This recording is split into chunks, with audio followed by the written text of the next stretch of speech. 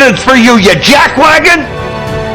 Coming to you live from his padded cell high atop Bethel Church, the most heralded, the most despised talk show in all of human history. This is the talk show hell hates. This is Pastor Mike Online. And here we are coming to you live from our top secret broadcasting bunker here at Area 52. This is Pastor Mike, and this is the talk show that hell hates. And the more you listen, the more you know why. A couple of articles I want to run. I'm missing a piece of paper here somewhere. I'll have to try to reprint that uno momentito. Por favor. For those of you who are following the election, the continuous election of the President of the United States, something happened day before yesterday that has the deep state and the liberal crowd, not only in this country, but everywhere, including China, about ready to fill their britches up because they are running nervous over this one. Trump's lawyer team, even though they have a slam dunk case against Georgia, Pennsylvania, Michigan, and Wisconsin for cheating on the election, they have the evidence, they have the proof. They have videotape. If you've seen the videotape of the in Georgia, they shut down the whole polling place and said, we're going home. Everybody go home. Republicans go home. Press go home. We're all going home. We're going to go sleep. Come back tomorrow morning. We'll resume counting. So they run everybody out of the building. And immediately, and they caught them on CCTV cameras, they pulled these ballots out of a big box hiding underneath the table. All day long they had been there. They showed them putting the ballots, the secret ballots, the hidden ballots, the fake ballots, under a table first thing that morning. Then they sent everybody out, and as soon as everybody leaves, they pull these ballots out and they start counting them. And these are all Biden ballots. They caught them red-handed. But the deep state, the Democrats, didn't seem to be worried all that much about these lawsuits. However, Texas is going to attempt to save the republic, even though Texas considers itself its own republic. At what time they were, the Republic of Texas. Texas filed a lawsuit with the Supreme Court against Georgia, Pennsylvania, Michigan, and Wisconsin. The 4 contested swing states. And under the Constitution, states have rights. Individual states have rights. Missouri can sue another state if another state causes damage to the state of Missouri. And we're talking about the people. So the people of the state of Texas overwhelmingly voted and supported President Trump in the election.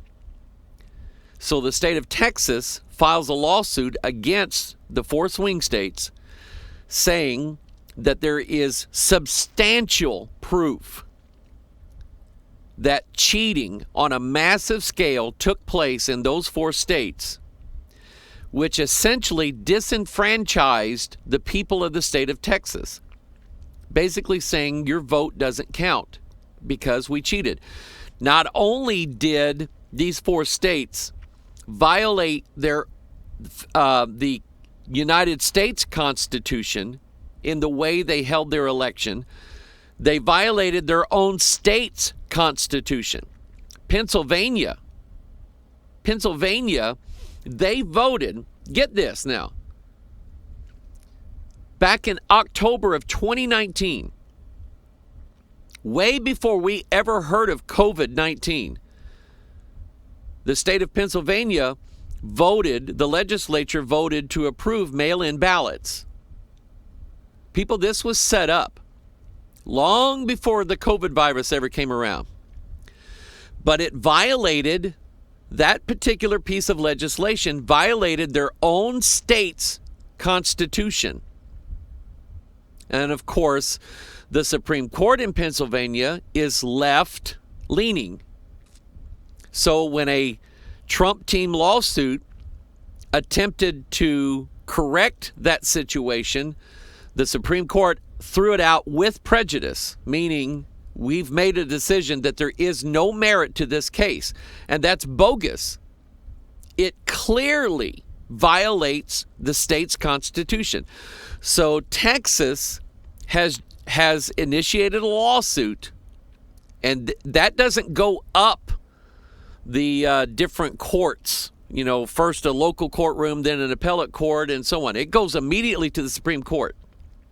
And the Supreme Court put it on the docket. In other words, we're going to hear the case. So there's an article out today, a summary of the Texas election lawsuit.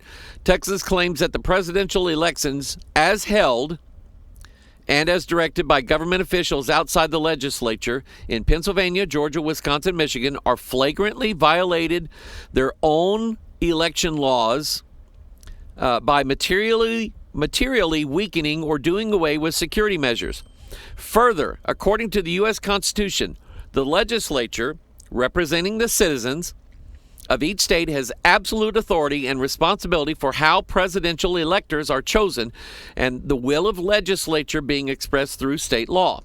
Texas claims that the violations of election law in these states created an environment where ballot fraud was enabled and likely to occur, and did occur. There's no doubt that it took place. Zero doubt. The lawsuit lists the violations of law in each of the defendant states and provides evidence of fraud. The number of ballots handled unconstitutionally in each of the states is sufficient to change the outcome of the ballot counts. Pennsylvania, facts. Vote tally, 3,445,000 for Biden, 3,363,000 for Trump, a margin of 81,000 votes. Requests for mail-in ballots, 70% Democrats, 25% Republicans.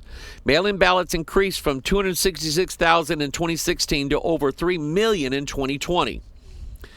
And in Pennsylvania, here's the law that those mail-in ballots violated. The Secretary of State unilaterally abrogated signature verification requirements for mail-in ballots. In other words, their own constitution says that a mail-in ballot must be signed. But the Secretary of State of Pennsylvania allowed ballots in that were not signed, did not require them to be signed, which means that an entity somewhere in the state of Pennsylvania can put in thousands and thousands and thousands of ballots mailed in that are not from any one person in particular. Each ballot must represent the vote of one person. But because you don't require a signature, this was all set up. It's all set up before the election. They had planned this out. Remember when Trump tweeted that China now had the means of producing fake ballots? They had the recipe to make the ink and the paper. They had everything they needed. And of course, the mainstream media, oh, Trump and his crazy conspiracy theories. Well, is it crazy now? No. Pennsylvania Supreme Court changed existing deadline for receiving mail-in ballots from 8 p.m. on the day of election to 3 days after the election. In other words, let's find out how many votes we need. Then we'll provide that number of votes. And that's what they did. Election officials in Philadelphia and Allegheny counties did not follow state law permitting poll watchers to be present for the opening, counting, and recording of mail-in ballots. The Secretary of State directed election officials to remove ballots before 7 a.m. on the day of election in order to cure defective mail-in ballots. This was done only in Democrat-majority counties. Election officials did not segregate ballots received after 8 p.m. on the election day, breaking the promise made to the U.S. Supreme Court, thus making it impossible to identify or remove those ballots. Let's see here. The Secretary of State also allowed absentee ballots to be requested online without signature verification. Local election officials in Wayne County, containing 322,000 more ballots for Biden than for Trump, opened and processed mail-in ballots without poll watchers present. Local election officials in Wayne County also ignored the strict election law requirements of placing a written stamp or a written statement or stamp on each ballot envelope indicating that the voter signature was in fact checked and verified with the signature on file with the state. And the article goes on and on and on and on. But the bottom line is Missouri and about 16 other states, along with Texas, joined in on that lawsuit. Said, we're behind you 100%.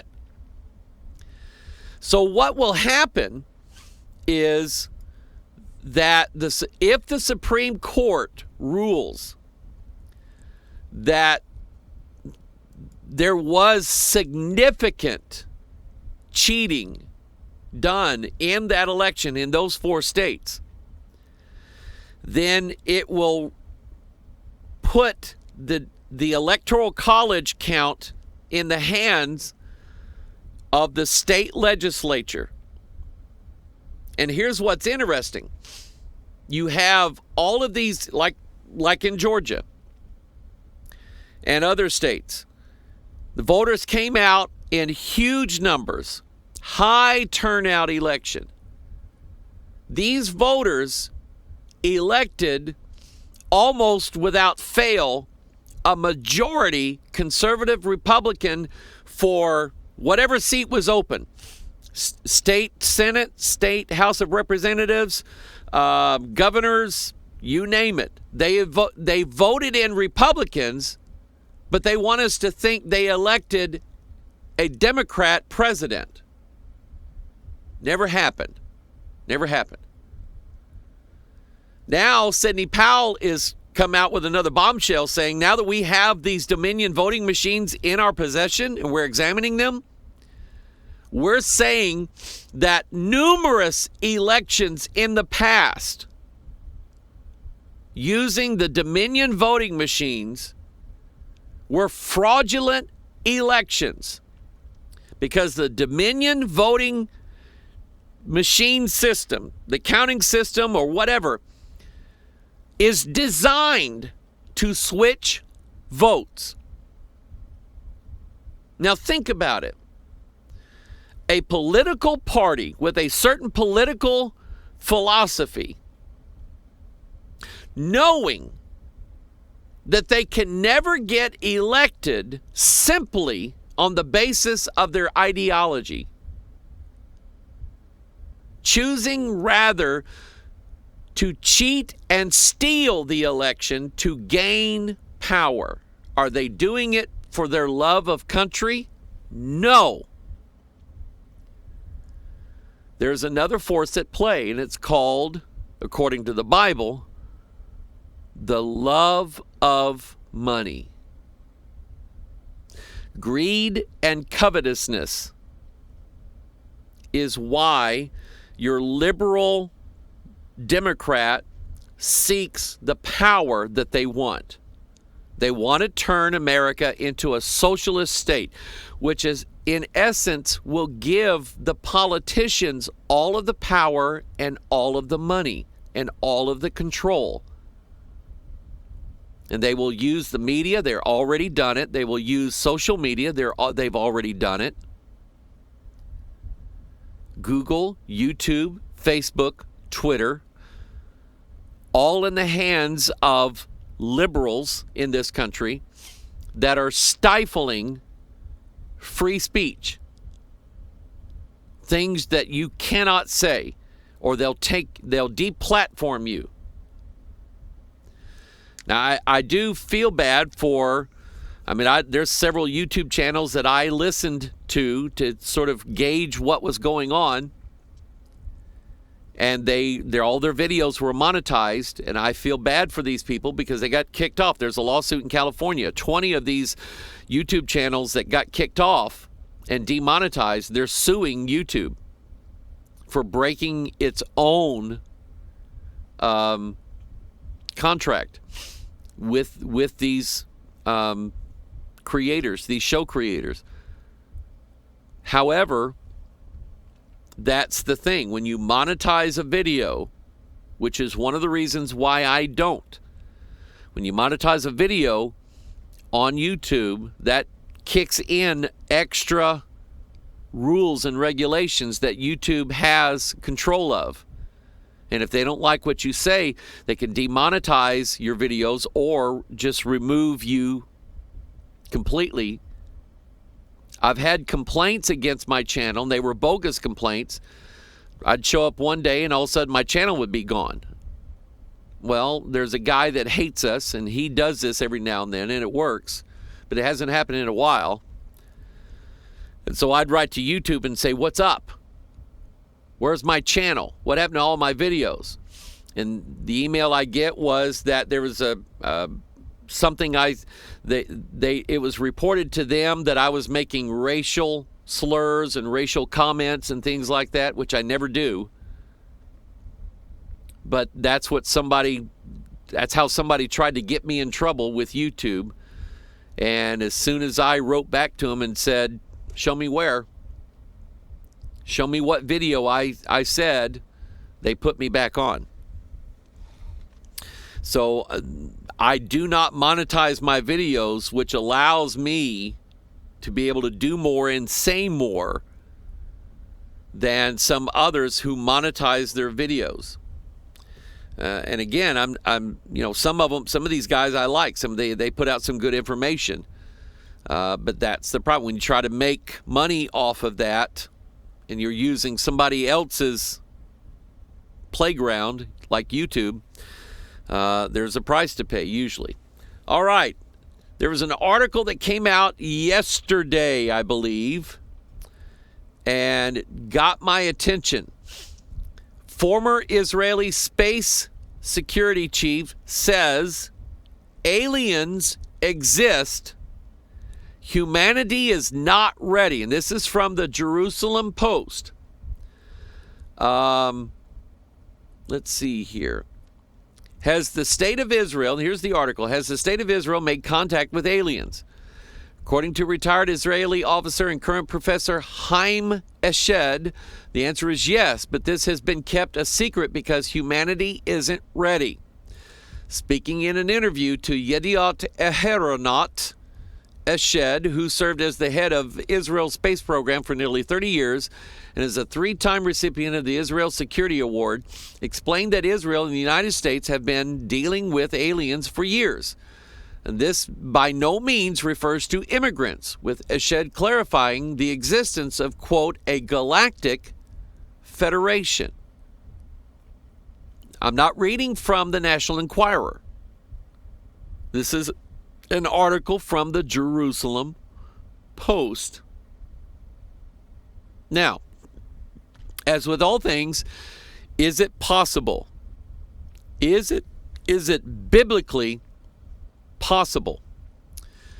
Let's keep reading. The 87-year-old former head of the Defense Ministry Space Division gave further descriptions about exactly what sort of agreements have been made between the aliens and the United States, which ostensibly have been made because they wish to research and understand the fabric of the universe.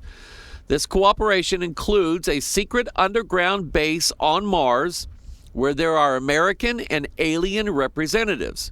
If true, this would coincide with U.S. President Donald Trump's creation of the Space Force as the 5th branch of the U.S. Armed Forces, though it is unclear how long this sort of relationship, if any, has been going on between the U.S. and its reported extraterrestrial allies. Now, let me Well, I'll keep reading, and then I'll give you my comments here. Let's see here. But Eshed, it says that Trump is aware of them, the aliens, and that he was, quote, on the verge, unquote, of disclosing their existence. However, the Galactic Federation reportedly stopped him from doing so, saying they wished to prevent mass hysteria since they felt humanity needed to, quote, evolve and reach a stage where we will understand what space and spaceships are. Says Yediot Aharonot. As for why he's chosen to reveal this information now, Eshed explained that the timing was simply due to how much the academic landscape has changed and how respected he is in academia. If I had come up with what I'm saying today 5 years ago, I would have been hospitalized, he said. He explained. He added that to, quote, today, they're already talking differently. I have nothing to lose. I've received my degrees and awards. I'm respected in universities abroad where the trend is also changing. Eshed provided more information in his newest book, The Universe Beyond the Horizon, Conversations with Professor Chaim Eshed. I think in Hebrew it would be Chaim Eshed. Along with other details such as how aliens have prevented nuclear apocalypses and, quote, when we can jump in and visit the men in black. The book is available now. While it is unclear if any evidence exists that could support Eshed's claims, they did come just ahead of a recent announcement by Space Something, the group behind Israel's failed attempt to land a spacecraft on the moon in 2019. Uploaded to social media with the text ready to get excited again, the announcement contained a 15-second video of the moon with text saying back to the moon, followed by the date of December 9th, 2020. It is likely that this is a follow-up to the Bereshit spacecraft. The phrase Bereshit, I know that phrase. It's the opening line of Genesis 1:1 in the Hebrew Bible. Bereshit, in the beginning. So they named a spacecraft after the first three words in the book of Genesis, which crashed after engineers lost contact with it just minutes before it was due to land. So, you have another government official coming out and saying, yes, we have an agreement with civilizations who are not of planet Earth. Now, I know it sounds science fiction. I know it sounds like it's a made-up story. And we have to ask the question, can this be true? Is it possible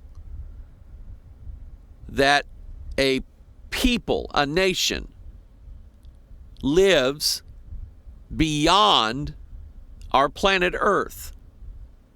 And I would say, according to the Bible, yes, there is evidence in the scriptures of just such a nation or a group of nations. Deuteronomy 28, God promised to Israel that if they broke his covenant and didn't keep his laws and his statutes and his judgments, that he would send a nation to them. Let me pull the verse up. He would send a nation to them from afar, from the ends of the earth. Let's see here. Deuteronomy chapter 28. Let me go ahead and put this on the screen as I'm going to do a little slide presentation here too. We're going to talk about aliens, giants, and the fourth kingdom. God said, verse 49 of Deuteronomy 28, the Lord shall bring a nation against thee from afar, from the end of the earth, as swift as the eagle flieth, a nation whose tongue thou shalt not understand.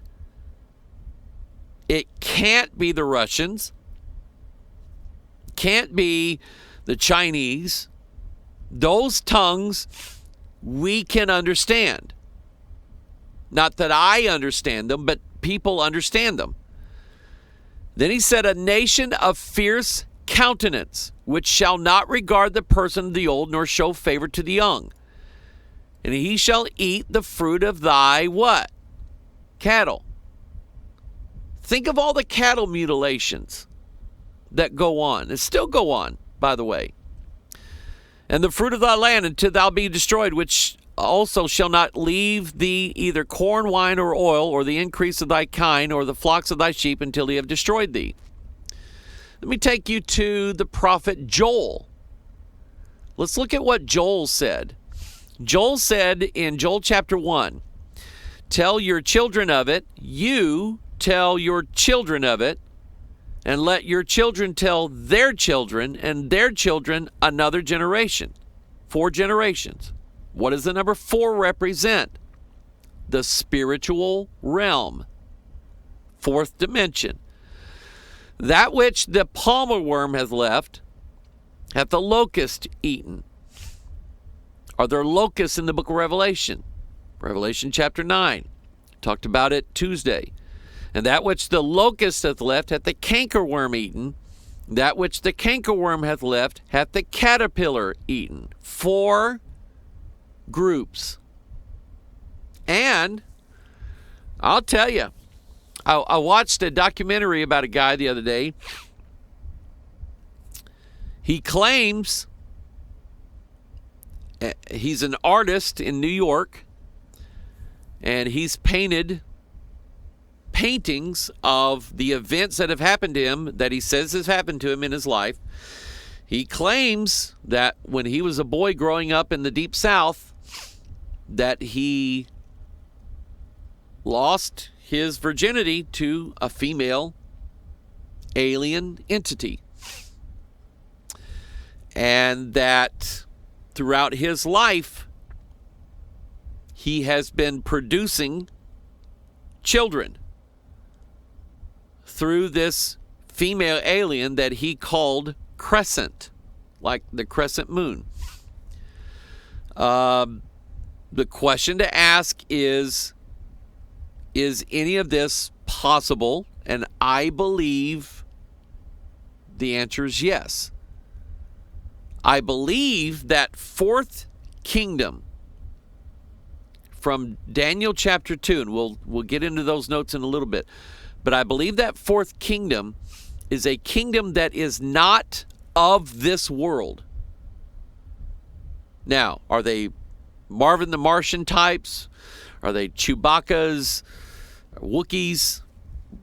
What are they? Well, we would call them, from the Bible, we would call them evil angels, devils, gods, unclean spirits, familiar spirits.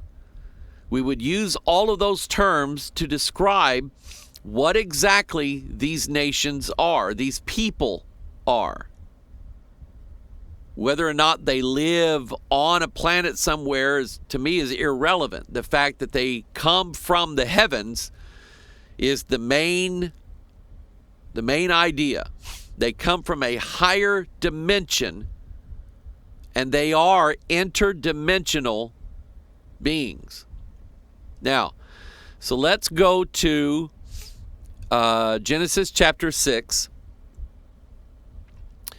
and see what happened. Genesis 6:1, it came to pass when men began to multiply on the face of the earth, and daughters were born unto them, that the sons of God, and I've made a very strong case to show that the sons of God, the only thing that they can be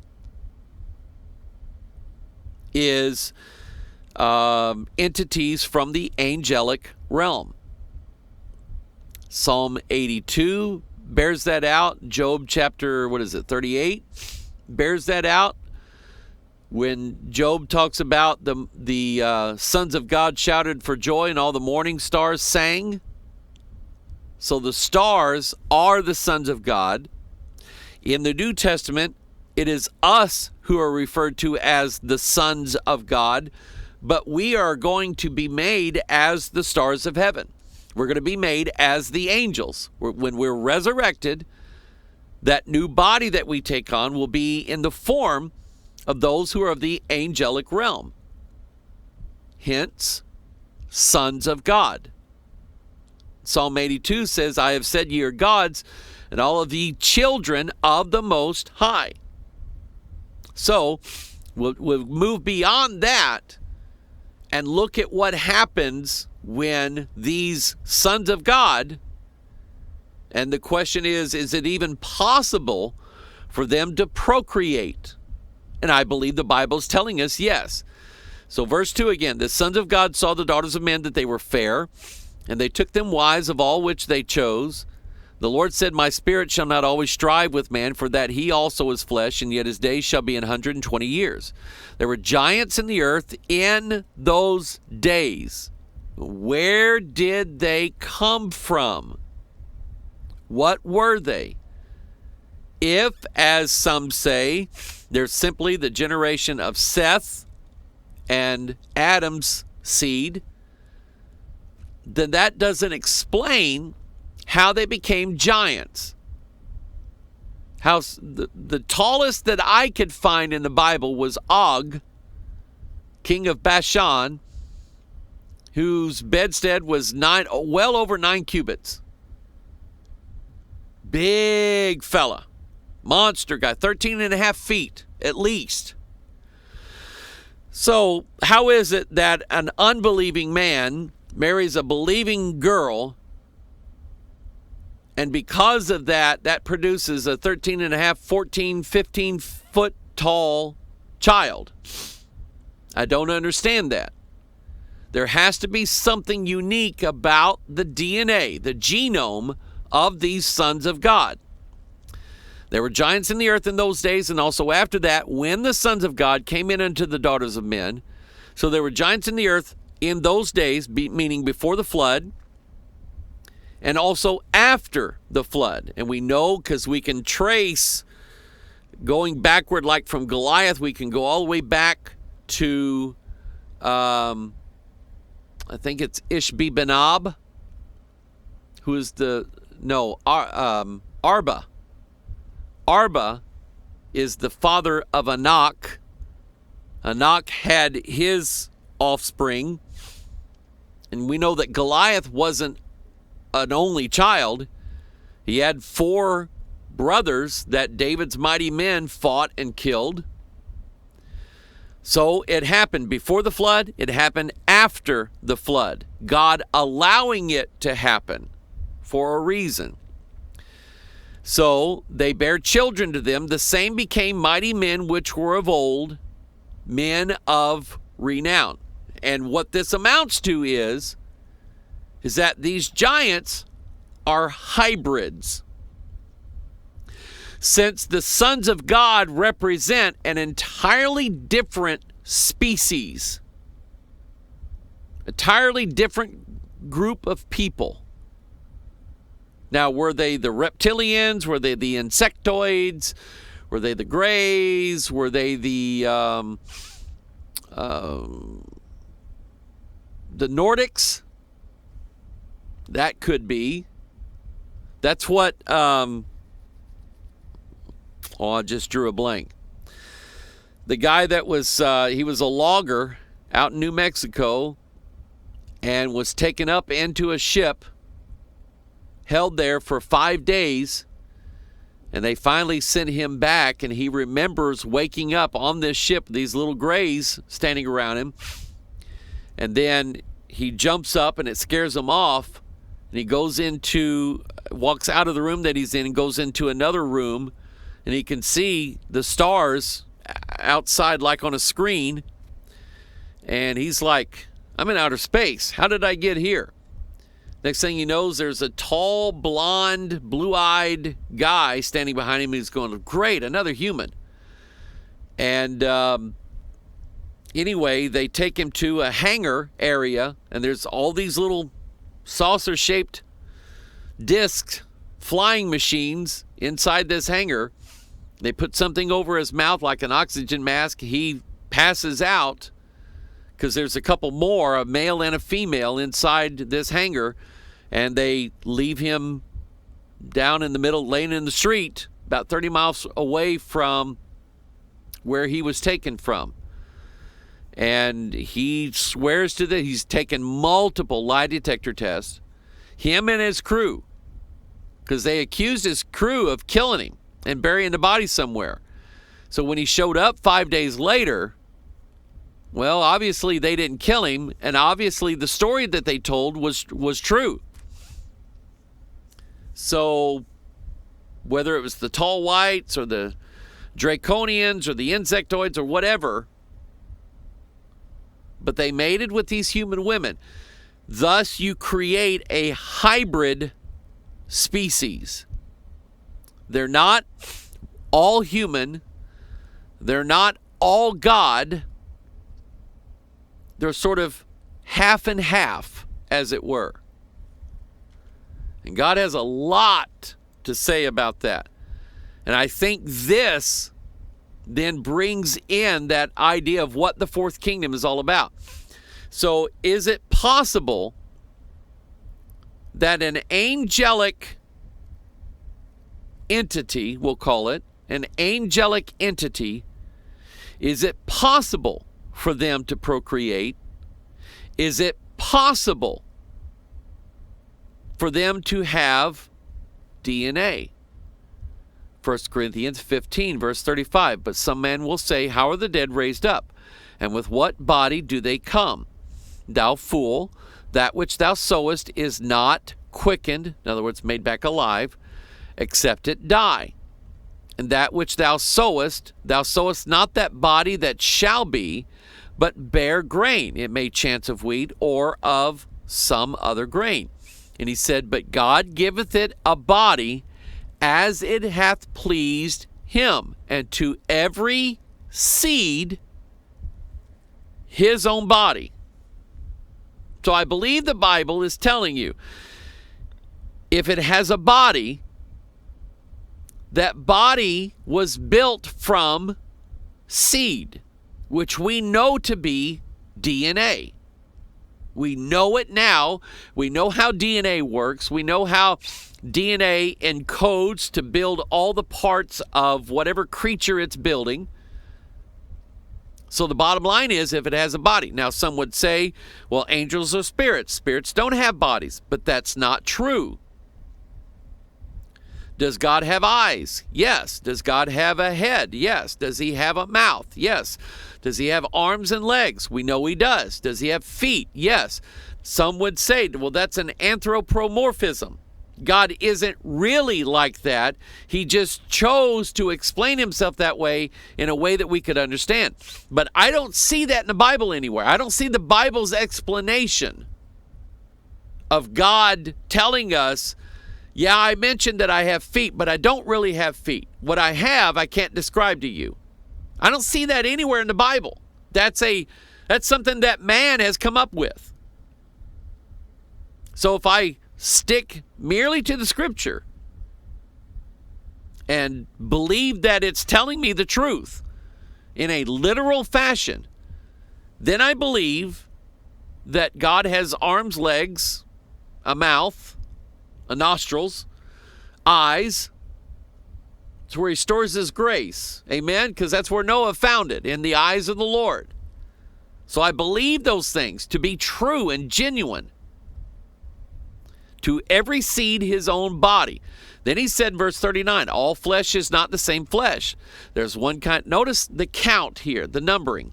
There's one kind of flesh of men, another flesh of beasts, another of fishes, another of birds. 4. He does the same thing. Paul does the same thing. That's what we had here in Joel chapter 1, verses 4. You had these 4 types of creatures, and I think that's the Bible telling us they're not from this world. In Romans chapter 1, Paul uses that same method to describe what people make God into. It says, Professing themselves to be wise, they became fools, and changed the glory of the uncorruptible God into an image made like to corruptible man, and to birds, four-footed beasts, and creeping things. 1, 2, 3, 4. Who changed the truth of God into a lie and worship and serve the creature more than the Creator, who is blessed forever. Amen. So, back here, men, beasts, fishes, and birds. Then he said in verse 40, there are also celestial bodies. What does that mean? It means they're from the ceiling. Celios. They're from the heavens, the sky. There are celestial, fourth dimensional bodies and bodies terrestrial. So, when the three men came walking down the road to Abraham's house, Abraham knew who they were. They looked like men. They were described as men. They had feet that they had their feet washed. They were fed a good meal, and they ate it. They sat down under the shade of a tree, and they were angels of the angelic realm. One of them was the Lord himself before he's incarnated into the baby there at Bethlehem. But they possessed bodies. And I've had some people say to me, well, that's just how they appeared to be. But it doesn't say that. It doesn't say that. That's how they are. They had a body. They had feet, because they had their feet washed. They ate the food that was given to them. And by the way, do angels eat food? Yes. That's what God gave to the Israelites for 40 years. There's that number again. Was angels' food. The Bible says that. He gave them the same thing that he feeds the angels with. Now, I don't understand why the angels eat. What do they need it for? I just know that they do. I know it from the scriptures. So here you have evidence that, number one, there are earthly terrestrial bodies, us, and there are celestial bodies, them, and they have DNA. If they have a body, they have DNA. And he said the glory of the celestial is one and the glory of the terrestrial is another. There is one glory of the sun, another glory of the moon, another glory of the stars, for one star differeth from another star in glory. So also is the resurrection of the dead. It is sown in corruption, it is raised in incorruption. It is sown in honor, it is raised in glory. It is sown in weakness, it is raised in power. It is sown a natural body, it is raised a spiritual body. There is a natural body and there is a spiritual body. There it is in plain language. The celestial bodies are spiritual bodies that have a form, they function, they do things. The wings cause them to fly, the legs cause them to walk, the eyes cause them to see, just like us, because we're made in God's image. But they are from a higher plane of existence, a higher realm, as it were, the fourth dimension. So, with that in mind, 1, 2, 3, 4, Daniel's fourth kingdom. It's not a kingdom from this earth. It's not going to be an earthly ruler. It's not going to be Adolf Hitler. It's not going to be Henry Kissinger. It's not going to be Joe Biden. It's not going to be Donald Trump. It's not going to be Elvis Presley. Who else? Yeah, it's not going to be any of those. It's not going to be, who did Tim LaHaye say in his novel series? Nikolai? a very savvy politician in the European Union, it's not going to be him.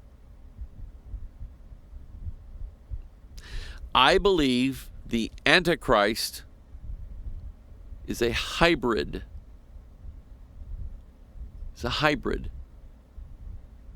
The joining together of two species. Spiritual beings, natural beings. Joining together. So it is written, the first Adam was made a living soul. The last Adam was made a quickening spirit. Now, I want you to think about that last Adam. He's talking about Christ. Howbeit that which was not first, which is spiritual, but that which is natural, and afterward that which is spiritual. The first man is of the earth, earthy. The second man is the Lord from heaven. And who was Jesus Christ? He was conceived by the Holy Ghost, Mary retaining her virginity, so we know that God didn't knock on her door like the Mormons believe and teach. They even made a cartoon film about it, of Elohim going to Mary's front door, knocking on the door. Hey, baby, I got something for you. Okay? It didn't happen that way. The Holy Ghost conceived inside the womb of Mary, combining the DNA, I guess, of God with Mary's DNA. So he is both Son of God and Son of Man. Both of them. So the devil has his opposite of that. 1 Corinthians 15:48, as is the earthy, such are they also that are earthy, and as is the heavenly, such are they also that are heavenly. And as we have borne the image of the earthy, we shall also bear the image of the heavenly.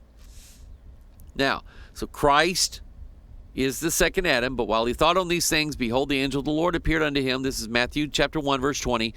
In a dream, saying, Joseph, thou son of David, fear not to take unto thee Mary thy wife, for that which is conceived in her is of the Holy Ghost. So Christ was fully God and fully man.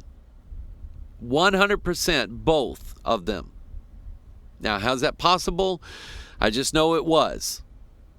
I just know it happened.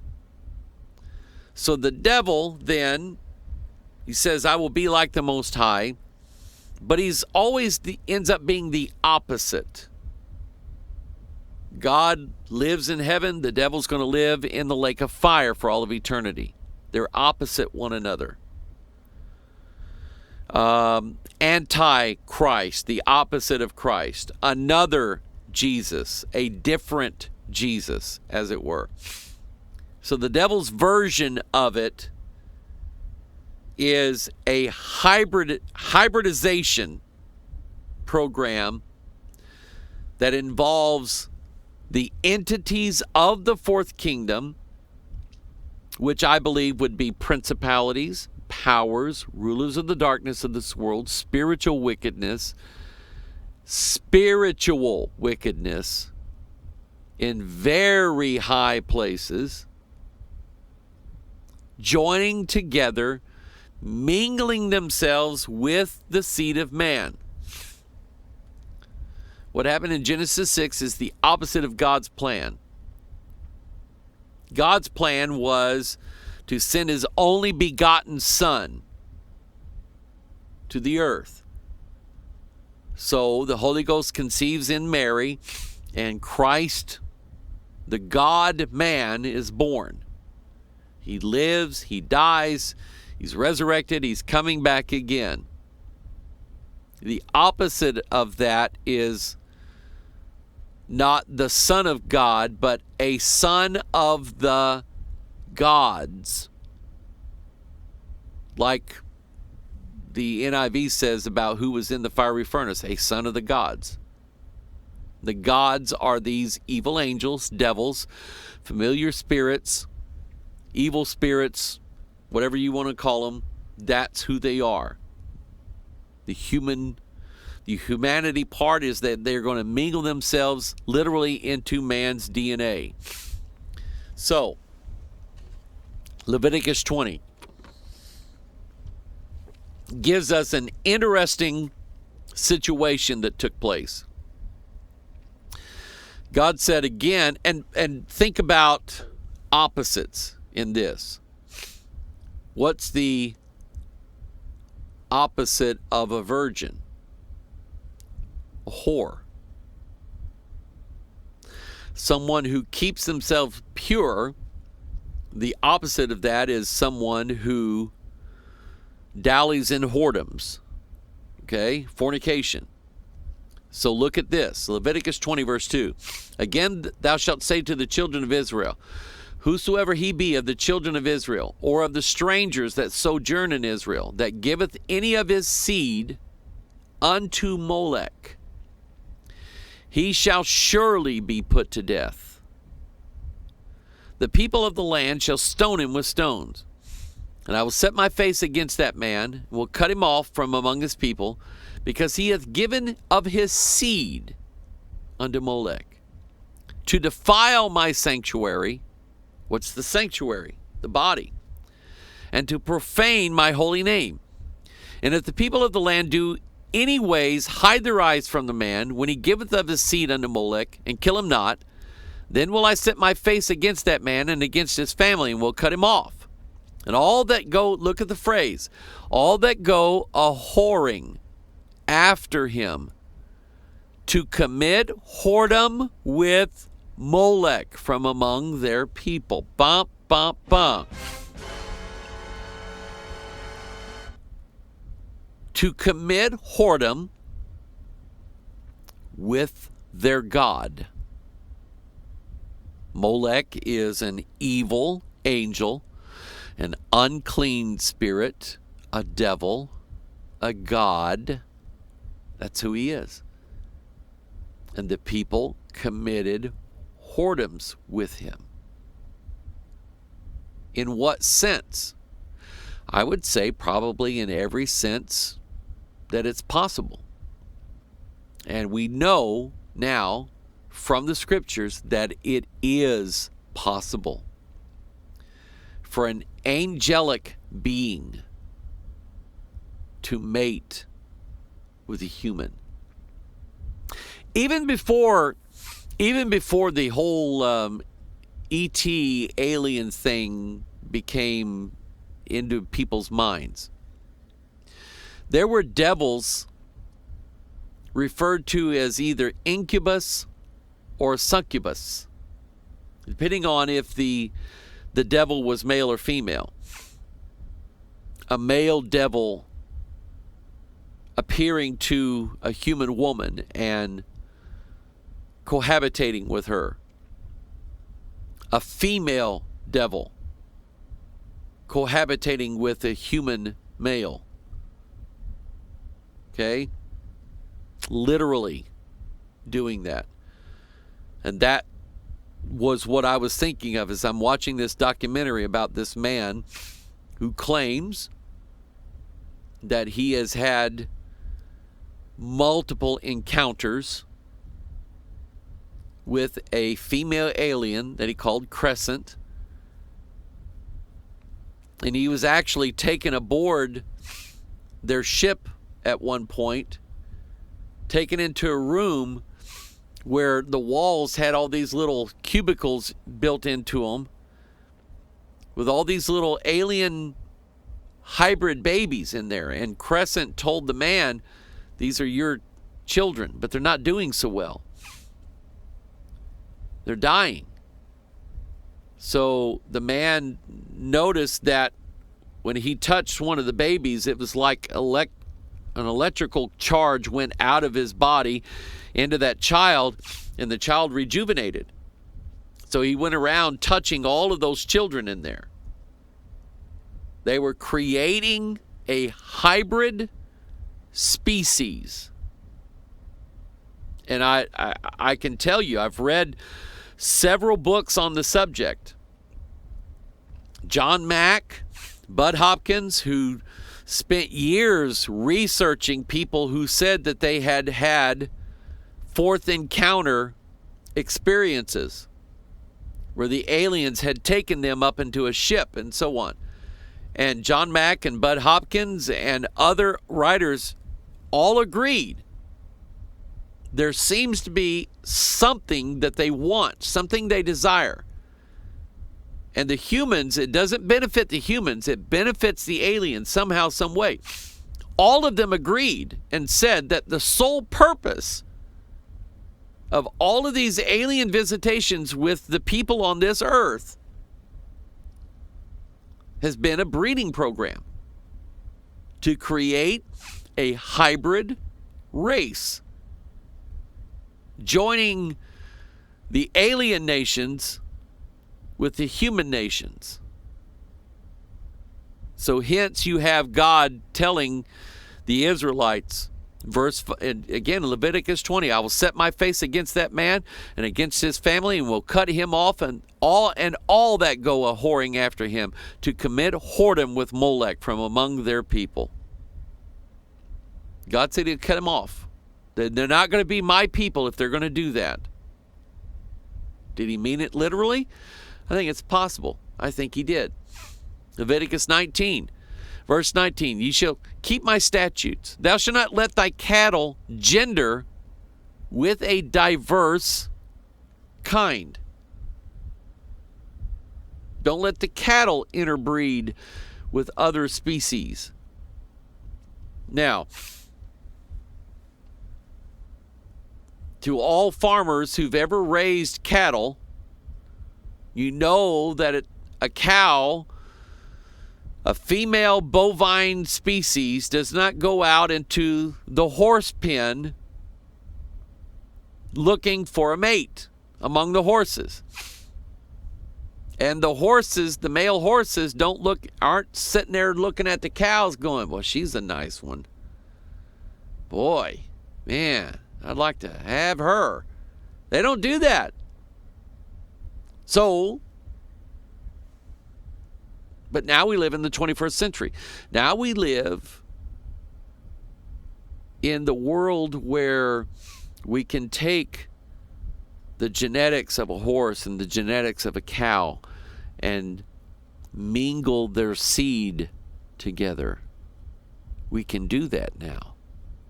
We're living in that age.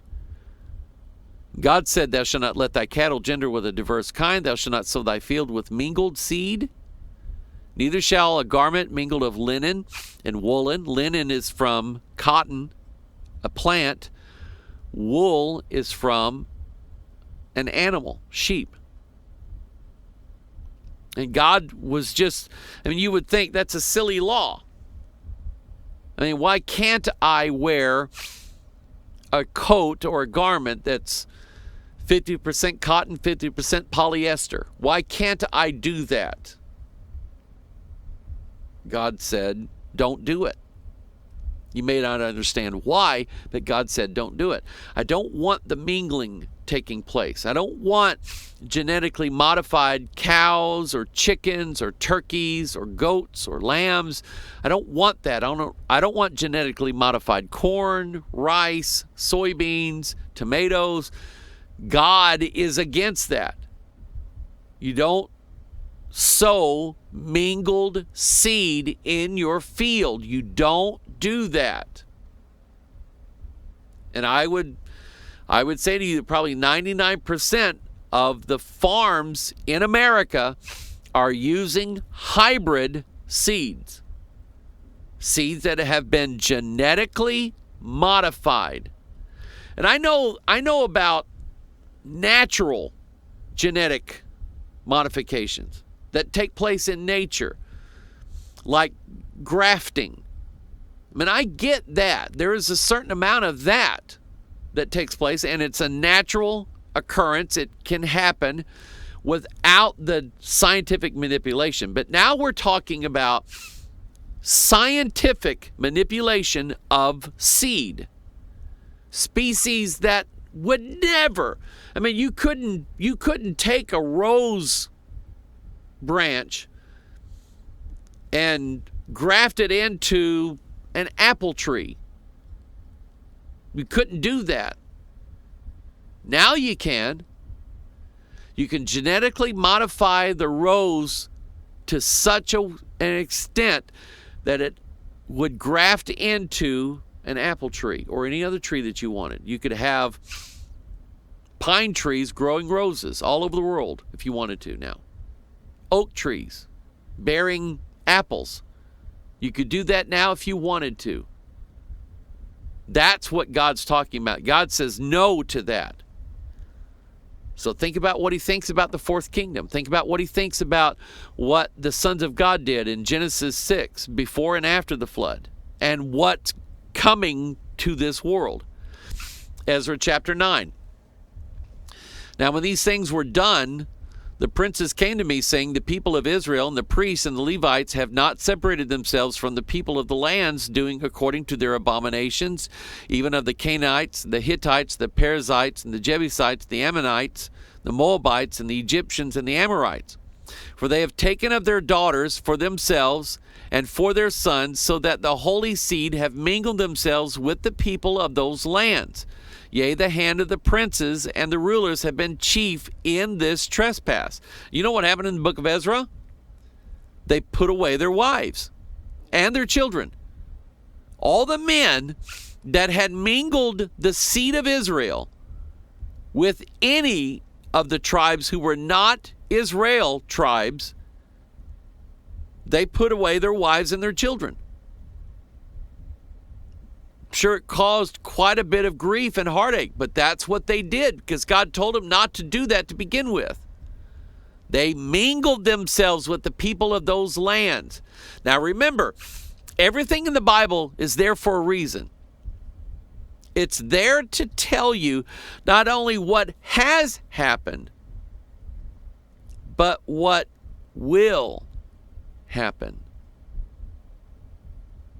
And I think a mingling is going to take place.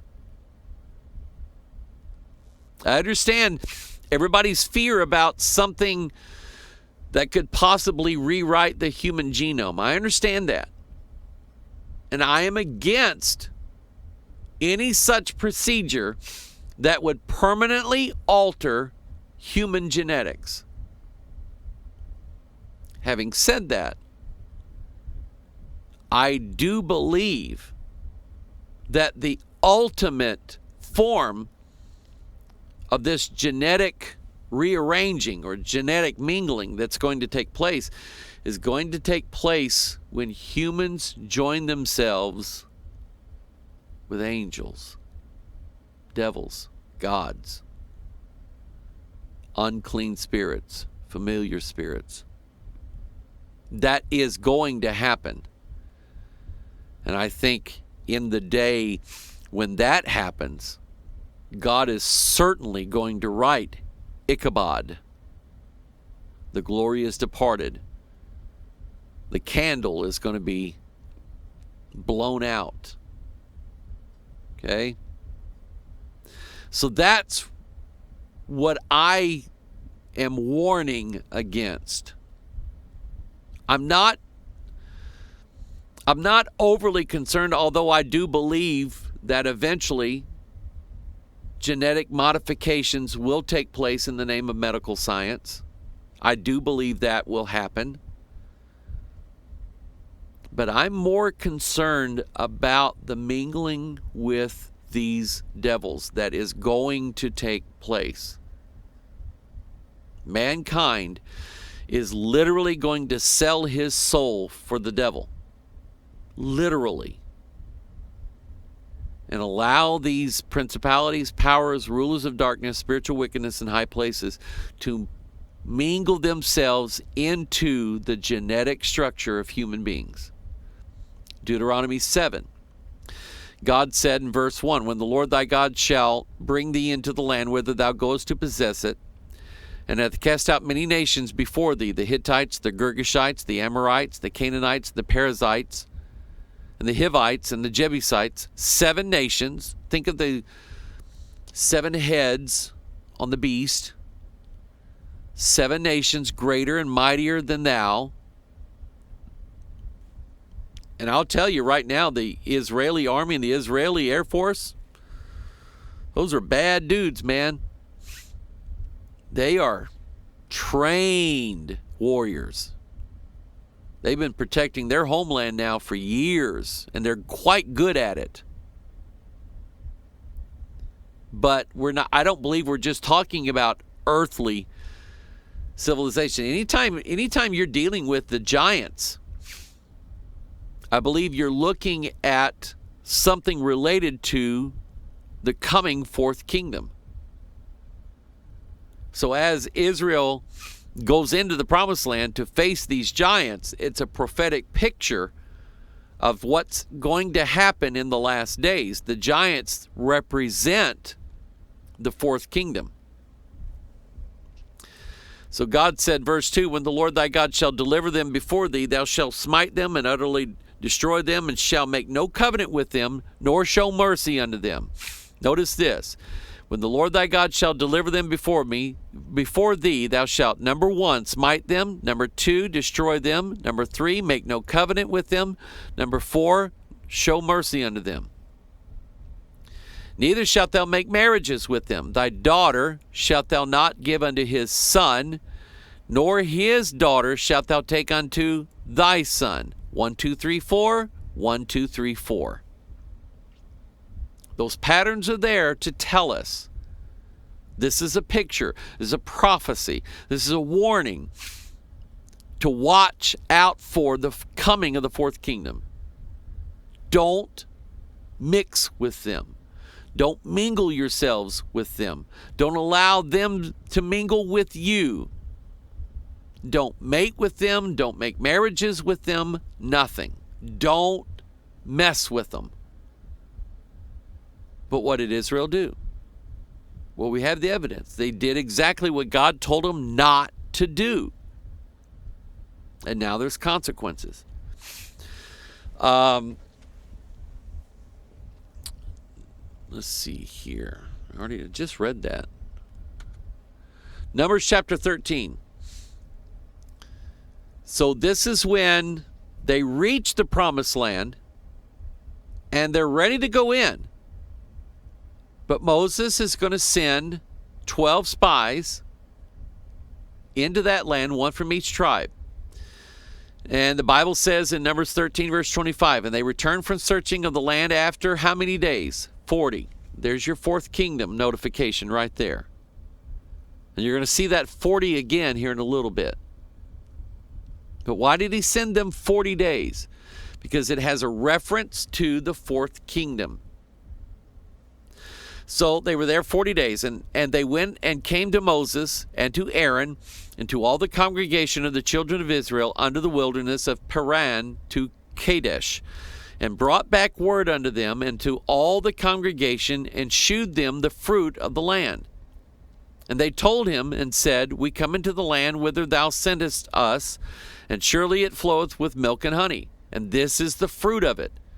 Nevertheless, the people be strong that dwell in the land, and the cities are walled and very great. And moreover, we saw the children of Anak there. And the Amalekites dwell in the land of the south, and the Hittites and the Jebusites and the Amorites dwell in the mountains, and the Canaanites dwell by the sea and by the coast of Jordan. And Caleb stilled the people before Moses and said, let us go up at once and possess it, for we are well able to overcome it. There's two of them, Joshua and Caleb, two witnesses that testify on the Lord's behalf and say, if God promised us this land, will he not give it to us? Sure he will. God keeps his promises. If we'll just go in, even though there are giants, and even though the walls are great and strong and impenetrable, Caleb says, shouldn't we just believe God? Shouldn't we trust him? Isn't that what we're supposed to be doing? And so, verse 32, and they brought up an evil report of the land which they had searched unto the children of Israel, saying, the land through which we have gone to search it, is a land that eateth up the inhabitants thereof. And all the people that we saw in it were men of great stature. All the people that they saw, all of them, were giants. Man, that's something, isn't it? To think that there existed in the land of Canaan, which is now the land of Israel, that in the land of Canaan, all flesh had corrupted itself. They mingled themselves with the seed of men in Canaan land. There's your fourth kingdom. And we're wrestling against them just the way Joshua and Caleb would have wrestled against them, would have fought them. Now, you can make practical applications with this. We wrestle not against flesh and blood, but against principalities and powers, things that hold power over us, addictions, whether it be to illegal drugs, pharmaceutical drugs, alcohol, which is legal, pornography. You're addicted to lying. You're a compulsive gambler. Whatever the issue is. You're wrestling not with flesh and blood, but against things that you can't shoot with a bullet. Things you can't club them over the head with a baseball bat. And if you try to fight them in the flesh, you'll lose every time. If you really believe the garbage that Joel Osteen sells you, that if you just think positive thoughts, then the devil cannot live in your mind or anywhere around you, people, that's a lie. That is a setup. Number one, it's not even possible to just think positive thoughts all the time. Do we not have other emotions that take over? And what they want you to believe is when God detects negativity coming from you, he can't bless you. I'm sorry, but you just too negative. I can't do it. I just can't touch you. I can't heal you. That's a lie. It's a big fat lie. It's a setup's what it is. So here's your fourth kingdom here. The battle that must be fought to gain what God says is ours. Heavenly Jerusalem. In fact, they're living in your mansion right now. And they need to be kicked out, cast out. So, Joshua and Caleb, but they have a different spirit in them, the Bible says. They try to convince the Israelites, hey, we can go in there. We can win this. And I think a similar fate is coming to this world. This world is going to embrace the fourth kingdom. The principalities and the powers and the rulers of the darkness of this world and the spiritual wickedness in high places. The world's going to embrace that while we resist it, fight against it, stand against it. And we're going to have the whole world hating us for it. They won't understand why we're not going along with this, why we're never going to go along with this. They don't understand that. And they'll persecute us. As many as they possibly can, as many as God allows, they're going to persecute and kill. Because they understand that they are going to become gods when they mingle with the gods or let the gods mingle with them. They're going to have abilities that they never had before. What was the X-Men all about? It was about people who are genetically different than others, and they have abilities that no one else has. Magic powers, as it were. That's a setup. That's getting people to lust after those days that are coming. So when the Whether you call them aliens or you call them devils, either way, you're talking about the same entities. When they present to this world that they have the cures for all diseases, that they have the ability to enhance all human beings into superior beings, to give them the ability to become gods,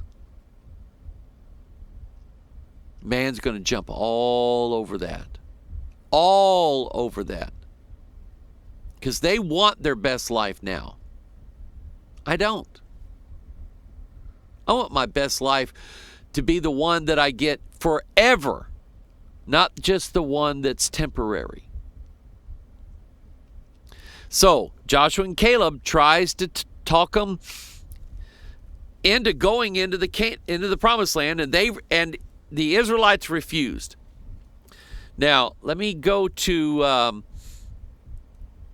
Hebrews, because Hebrews deals with this exact thing.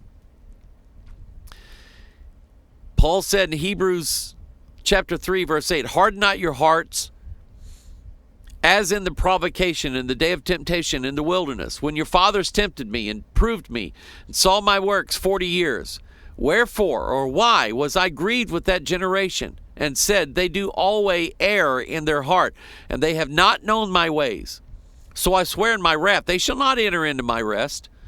Take heed, brethren, lest there be in any of you an evil heart of unbelief in departing from the living God. But exhort one another daily while it is called today, lest any of you be hardened through the deceitfulness of sin." Your sin will lie to you. "For we are made partakers of Christ if we hold the beginning of our confidence steadfast unto the end." And you will do that if the Holy Spirit does abide in you. While it is said today, if you will hear his voice, harden not your hearts as in the provocation, for some when they heard did provoke, howbeit not all that came out of Egypt by Moses. But with whom was he grieved 40 years? Was it not with them that had sinned, whose carcasses fell in the wilderness? And to whom sware he that they should not enter into his rest, but to them that believed not? So we see that they could not enter in because of unbelief. And this brings us to Numbers 14, verse 32. "But as for you, your carcasses, they shall fall in this wilderness. And your children shall wander in the wilderness 40 years, and bear your whoredoms, until your carcasses be wasted in the wilderness. After the number of the days in which ye search the land, even 40 days, each day for a year, ye shall bear your iniquities, even 40 years, and ye shall know my breach of promise." Bottom line was, God was not going to allow the generation of people that came out of Egypt to be the generation that goes into the promised land. It had to be, and this is a beautiful gospel illustration here. Those people had to go in their second generation. Which is a picture of being born again. In other words, the generation of people that left Egypt did not make it to the promised land. It was the generation beyond them that made it into the promised land. And that's the generation that got to go in. So Jesus telling Nicodemus, you must be born again. It's the regeneration that goes in, not the original generation, because the original generation says we can't do it. Let's go back to Egypt. Let's go back into the sin. Let's not fight these guys. But the young generation says, oh, let's do it. We're ready. Let's do it. So that is a picture of the fourth kingdom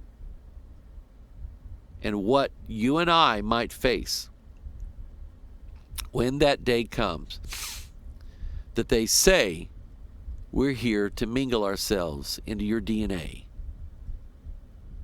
We're going to put ourselves, inject ourselves into and modify your DNA so that you too can become gods with us.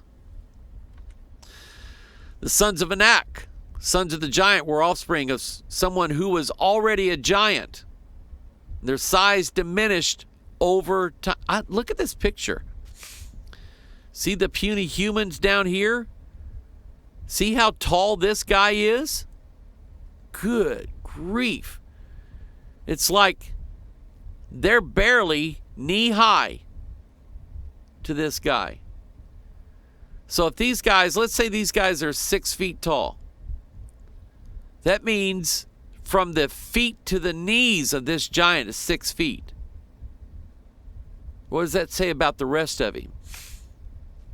He's got to be somewhere around 18 to 20 feet tall. So, only Og. Og was 9 cubits, was the length of his bed. And by the way, it was a bedstead of what? Iron.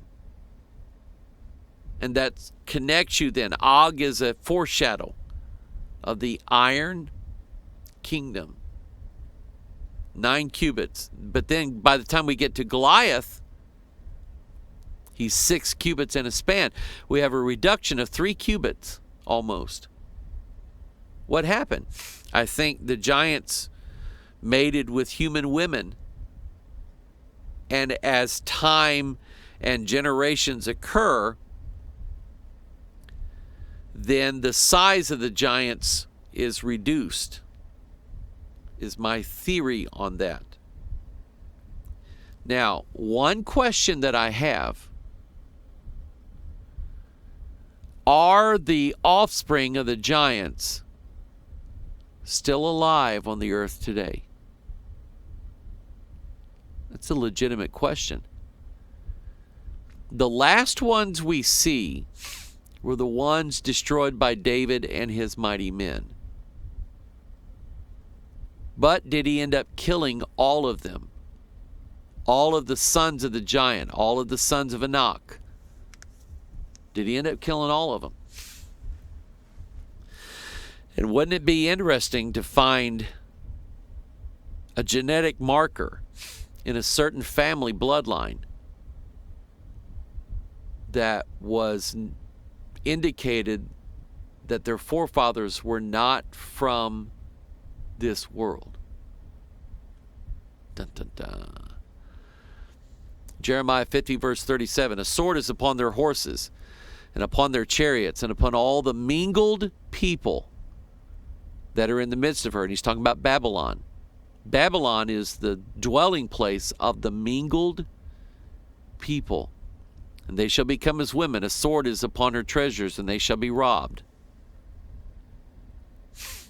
Leviticus 19, back to that verse. You shall keep my statutes. Thou shalt not let thy cattle gender with a diverse kind. Thou shalt not sow thy field with mingled seed, neither shall a garment mingled of linen and woolen come upon thee. Notice the Masonic square and compass. What it represents. It represents the joining together of two to create what's in the middle between them. The compass is pointing upward, the square is pointing downward, and in the middle space between them is the letter G. A, B, C, D, E, F, I almost forgot it, G. It's the 7th letter. Remember the 7 nations? Remember the 7 heads? I think it's possible that that's what that letter G means. What it represents is a number. The number of tribes in Canaan land, the number of the heads that are on the beast. And the relationship. I'll explain the relationship of the square and the compass here as we go along. Remember, the sons of God came into the daughters of men. Notice these are opposites. Sons, daughters, God, men. They represent opposites that mingled together and produced a hybrid race known as the giants. Genesis chapter 1, God said, "Let there be light," and there was light. God saw the light, that it was good. God divided the light from darkness. So what is opposite, God divides and keeps them separate from one another. God called the light day, and the darkness he called night, and the evening and the morning were the first day. So the Masonic trestle board floor that if you've ever been in a Masonic lodge, or you can Google this, you can do a Google image search of the Masonic trestle board floor.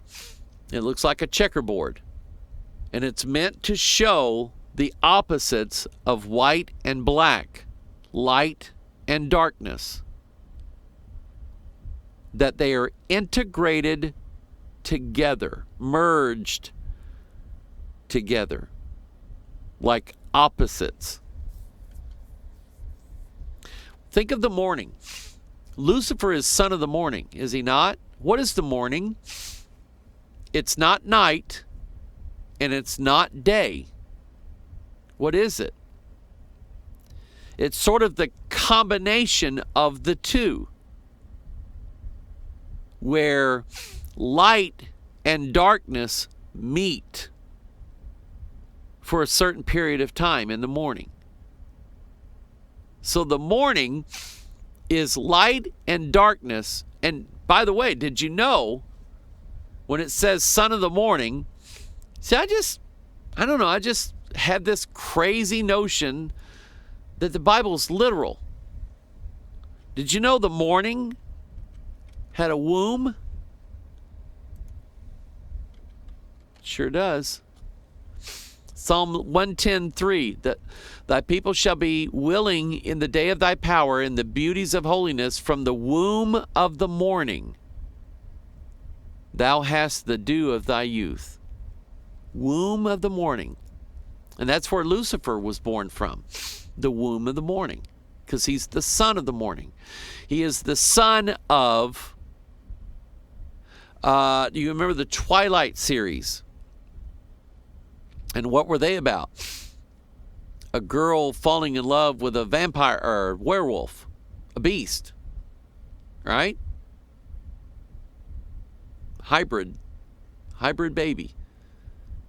So the son of the morning is a son, an offspring, the seed, the generation of light mingling with darkness. Interesting. That's who Lucifer is.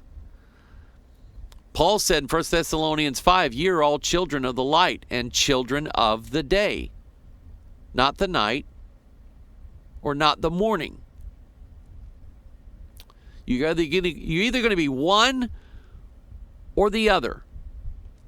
We are not of the night nor of darkness. There's 4 here.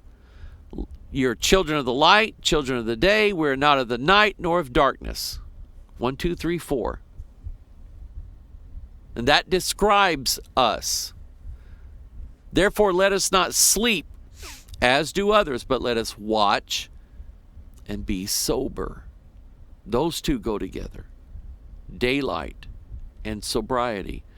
Darkness and drunkenness. For they that sleep, sleep in the night. They that be drunken are drunken in the night. But let us, who are of the day, be sober, putting on the breastplate of faith and love, and for an helmet, the hope of salvation. I have great hope that the Father God will keep that which I've committed unto him against that day. I have great trust that my Father will keep the covenant of salvation and the covenant of grace until the very day when it will be required of me to have it. I mean, I need it every hour, but there's coming a certain day that I'm going to need it the most. And I trust God to keep it there. 2 Corinthians 6:14, be ye not unequally yoked together with unbelievers. A square can't marry a compass, right? A square draws squares, and a compass draws circles, and you can't marry a circle and a square. What's the offspring of a circle and a square? For what fellowship hath righteousness with unrighteousness? What communion hath light with darkness? Check that out. What communion? See, when we laid out a tile floor like that, some of the tiles are black, some are white. We don't know how to meld them or fuse them together so that they are both white and black at the same time. We don't know how to do that.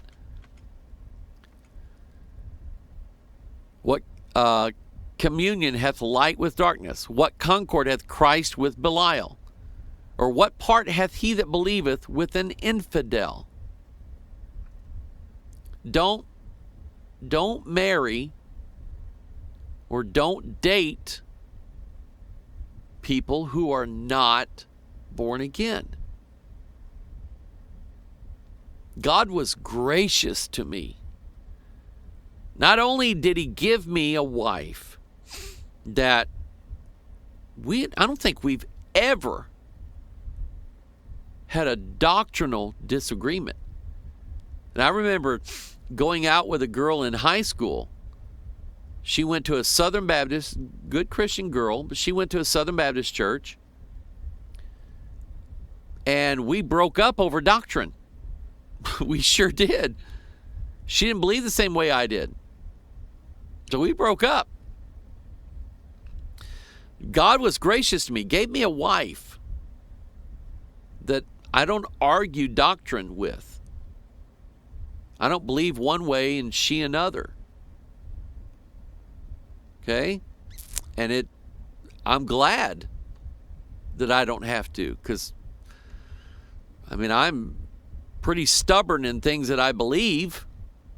Only God can change them. And he has, trust me, he has. And if he wants to do it again, he doesn't need my permission. He can do it whenever he wants. But I've never had to fight my wife over anything like that. What communion hath light with darkness? What concord hath Christ with Belial? What part hath he that believeth with an infidel? What agreement hath the temple of God with idols? All of these are none. For ye are the temple of the living God. As God has said, I will dwell in them and walk in them, and I will be their God, and they shall be my people. Notice this, 4 things. I will dwell in them and walk in them. I will be their God, and they shall be my people.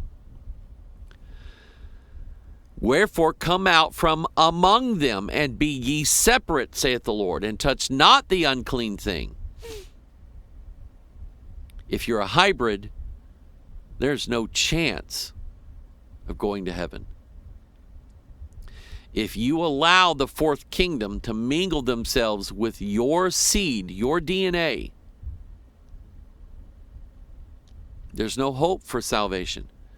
You have to come out from among them and be ye separate, and touch not the unclean thing, and I will receive you, and will be a father unto you, and ye shall be my sons and daughters, saith the Lord Almighty. To me, it's very simple, this teaching. It's very simple to understand and comprehend. Matthew 24. But as the days of Noah were. What's he referring to? Multiple things, I believe. So shall also the coming of the Son of Man be. For as in the days that were before the flood, they were eating and drinking, marrying and giving in marriage. How many things were they doing? Eating, drinking, marrying, giving in marriage. And the only thing that I can see giving in marriage and marrying in the days before the flood are the sons of God and the daughters of men. It's telling us, I believe, that it's going to happen again. The fourth kingdom, where they mingle themselves with the seed of men. That's your DNA change. So every time you see giants in the Bible, an encounter with giants or some story of the giants, You're looking, I believe, at a symbol for the fourth kingdom. Something that represents that. And what is it that destroys the fourth kingdom? Same thing that destroyed Goliath. A stone. Cut without hands. Where did David get the stones that he slung at Goliath? Out of the river. They were cut without hands. Isn't that neat? So your fourth kingdom, head of gold, chest of silver, legs, thighs of brass, feet of iron, toes of part iron, part clay. The fourth kingdom shall be strong as iron. For as much as iron breaketh in pieces and subdueth all things, and as iron that breaketh all these shall it break in pieces and bruise. And whereas thou sawest the feet and toes, part of potter's clay, part of iron, the kingdom shall be divided, but there shall be in it of the strength of the iron. For as much as thou sawest the iron mixed with miry clay. Notice the opposites. Clay and iron are opposites. Strong and weak are opposites. Kingdom is divided. Behold, Job chapter, look at this. In this verse, it tells you the meaning of Daniel 2. Behold, he put no trust in his servants, and his angels he charged with folly. How much less in them that dwell in houses of clay? He's telling you the meaning of Daniel chapter 2.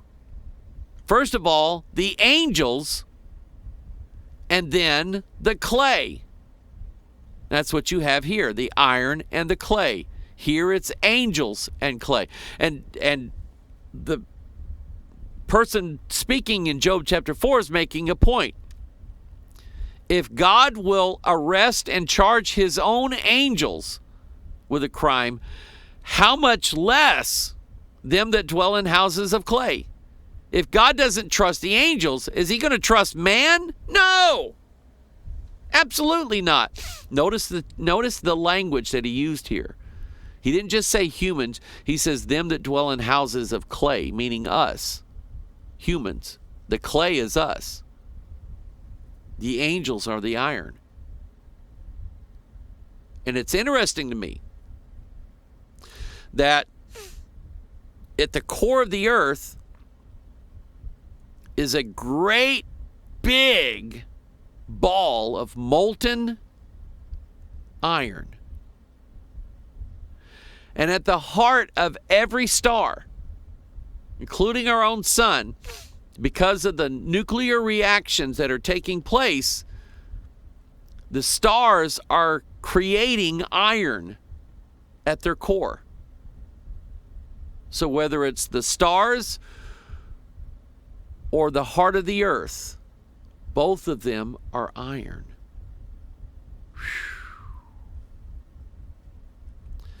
Stars have an iron core. The earth has an iron core. So as the toes of the feet were part of iron, part of clay, so the kingdom shall be partly strong and partly broken.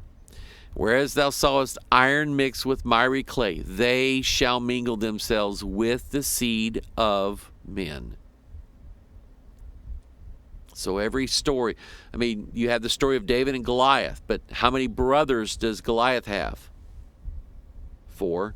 It's a picture of the fourth kingdom. And it will be destroyed. It will be conquered.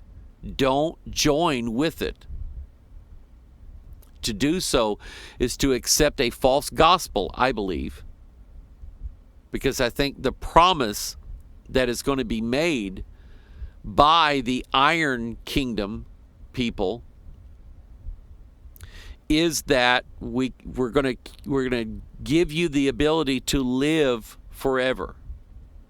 We're going to give you immortality. You'll never die.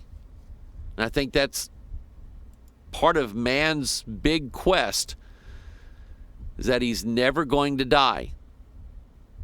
That in itself is a false gospel. So what did Paul say? Though we or an angel from heaven bring you any other gospel, let him be accursed. And he's referenced that other gospel 4 times.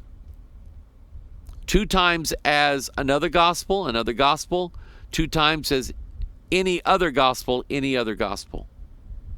Look it up. Between Galatians and 1 Corinthians 11, 4 times the Apostle Paul referenced another gospel, different gospel. So it must have something to do with giving mankind life and immortality instead of death. And we know, according to the book of Revelation, chapter 9, 5 months, nobody dies. Nobody dies. Not one. Let's see here. After this, I saw in the night visions, behold, a 4th beast, dreadful and terrible, strong exceedingly. And it had great iron teeth. And devoured, and so he's the representative of the 4th kingdom. Devoured and brake in pieces and stamped the residue with the feet of it. And it was diverse from all the beasts that were before it, and it had 10 horns. 10 for dominion, horns for enforcement. When the horns mess with the bull, get the horns, right? The horns have a way of forcing. How do buck deer decide who's going to get the mating grounds? They have a clash of antlers. That's how they do it.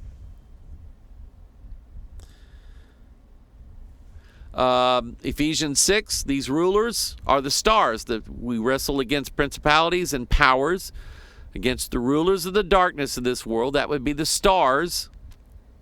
And against spiritual wickedness in high places. There's your 4th kingdom. And this vision was the big secret. The biggest secret ever. Daniel 2:19, then was the secret revealed unto Daniel in a night vision. Then Daniel blessed the God of heaven. In verse 22, Daniel says, he revealeth the deep and secret things. He knoweth what is in the darkness, and the light dwelleth with him. This is what grabbed my attention when I'm wanting to know the secret of Masonry. That verse got it for me. I went, that's it. That's the secret. That's the key to unlocking every secret society, every mystery doctrine, every mystery religion, every secret symbol, secret society, secret handshake, the skull and the crossbones, secret societies. Albert Pike said the grand arcanum, the great secret, is that secret whose revelation would overturn earth and heaven. Let me read that. No, it's not that. That UFO article again. Where the guy said that they'd been wanting to release this mankind's secret agreement with these aliens for years. Let's see here.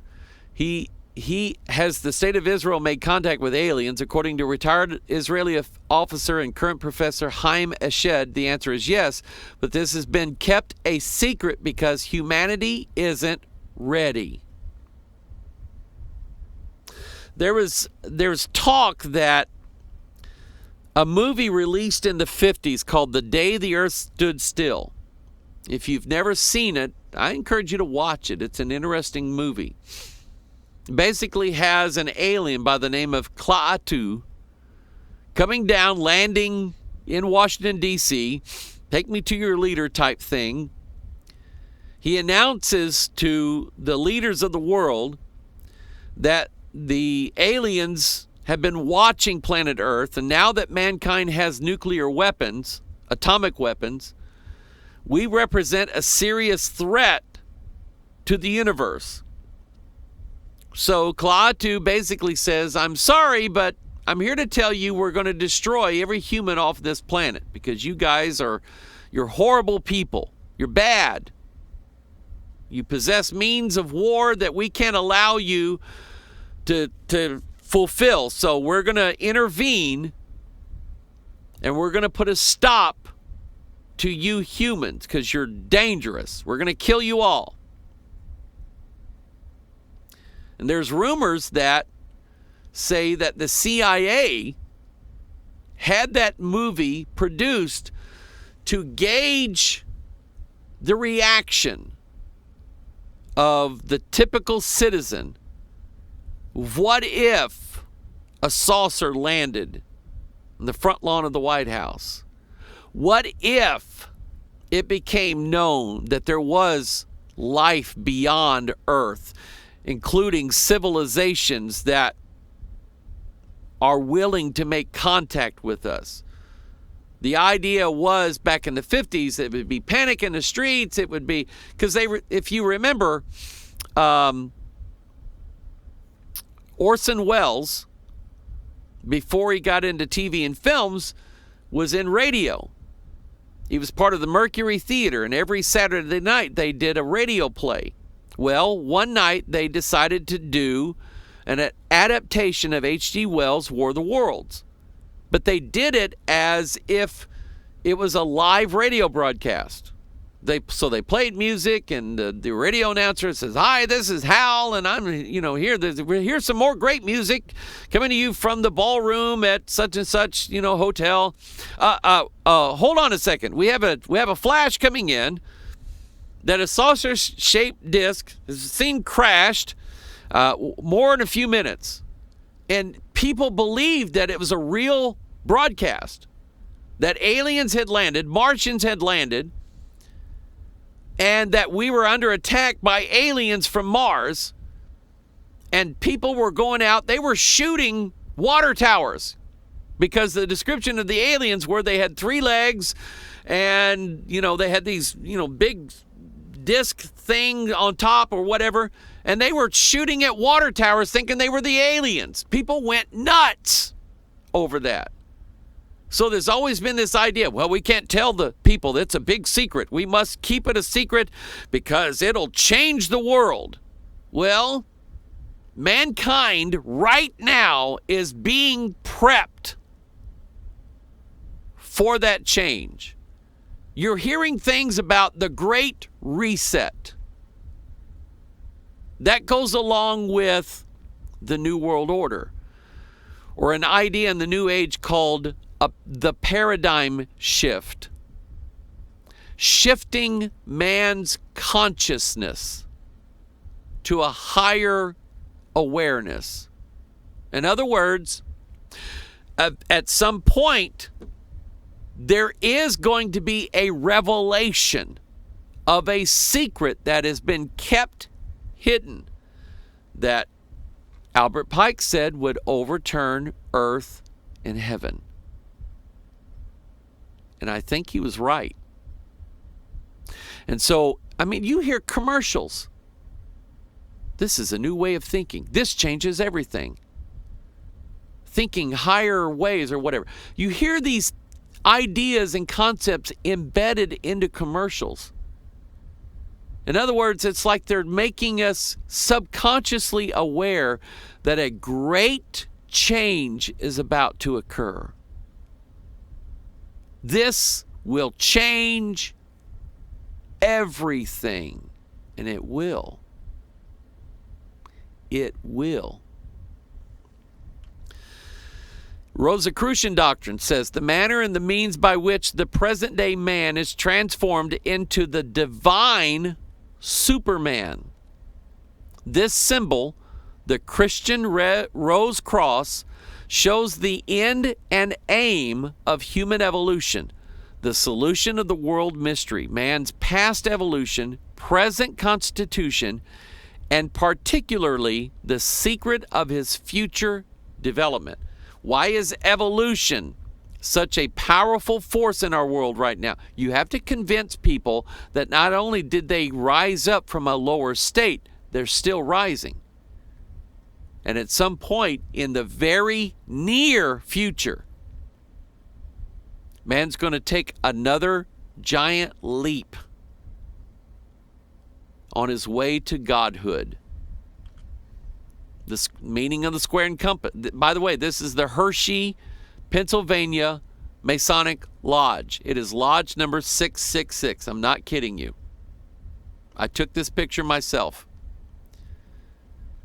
The square, therefore, is a natural and appropriate symbol of this earth. The square is pointing down. The compass is an equally natural and appropriate symbol of the circle of the heavens. The compass is pointing up. It represents opposites. The female is the compass. The male, or the female is the square. The compass is the male. And that's what those two symbols represent. So the compass is the Hermetic symbol of the creative deity, the male, and the square is the symbol of the productive earth or universe. Joining together in a mating ritual. Israelites committing whoredoms with Molech, literally, which produces the child represented by the letter G. That child with 7 heads. Lots of symbols here. Here are the 2 pillars, Jacob and Boaz. We know that Jacob and Boaz together were 46 cubits. Jacob was 23 cubits. Boaz was 23 cubits. And here on the corners are the 4 elemental symbols: earth, air, fire, and water. Opposites. Earth and air, fire and water. Both are opposites of each other. And they are mingled together. The vine represents DNA. There it is there. You have pater and mater, father and mother. Superioris, inferius. You have the sun. You have the moon, male and female, obviously, all joined together here in the middle to produce a hybrid child, a son of the gods. Here, Jacob and Boaz is depicted, and one pillar has a globe of the earth, the other pillar has a globe with stars on it. You see it better here. Here's Jacob. By the way, the spiral staircase represents DNA. When I went to the Mother Lodge in Washington, D.C. and walked up this, I'm walking up the spiral staircase. We have a tour guide. She's taking us up to that big lodge room you've seen pictures of. And I'm walking up these steps and I'm counting the steps to myself. I get to the top and I tell the guy I'm with, I said, there's 23 steps here. I said, there's another set opposite of that. It's got 23 steps as well. I said, that's 46 total. He went, wow. So the spiral staircase represents DNA. And here again, the 2 pillars, 23 cubits tall. One is a globe of the earth. The other is a globe of the stars. Here is the celestial bodies and the terrestrial bodies. They're all joined together in the same temple, right? That's what's going to defile that temple. The mingling of the iron species with the seed of men.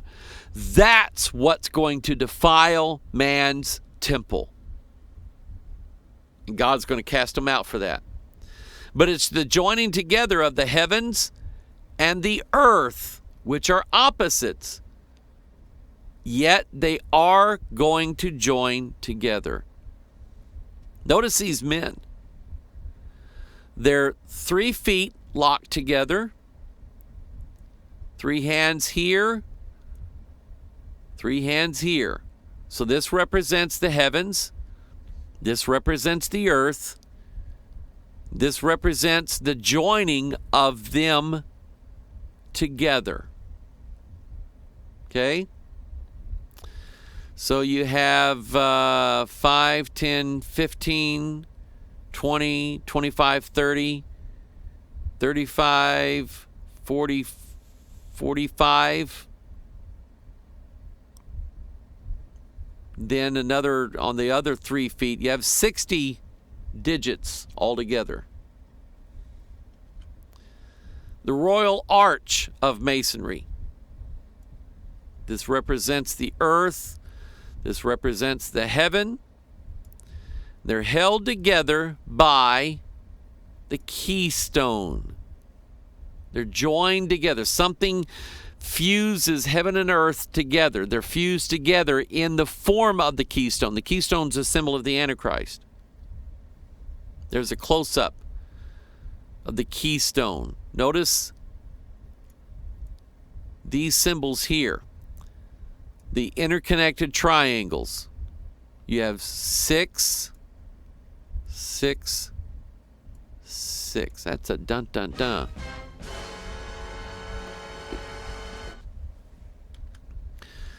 Let him that hath understanding count the number of the beast, for it is the number of a man, and his number is 666. So, bottom line, there is a change and alteration in man's DNA coming. I don't know when it's going to come. And I don't believe that it comes as a result of a vaccine of any kind. I do believe, just as in the typology given to us in Scripture, that mankind is going to commit whoredoms with Molech, with the gods, with the fourth kingdom, thus allowing them to mingle themselves with man's seed, man's DNA, man's offspring, which I think will bring in the man of sin, the son of perdition. That's kind of how I see it happening, how it's going to all shake down. So, you know, if you ever watched the movie The Thing from outer space, okay, the end of the movie, they had everybody freaking out, telling them, keep your eyes in the skies, keep watching out, because they knew the aliens were coming, right? Well, they are. They literally are, according to the Bible. They're coming. And they have a plan. That is to mingle themselves with man's DNA to create a hybrid species.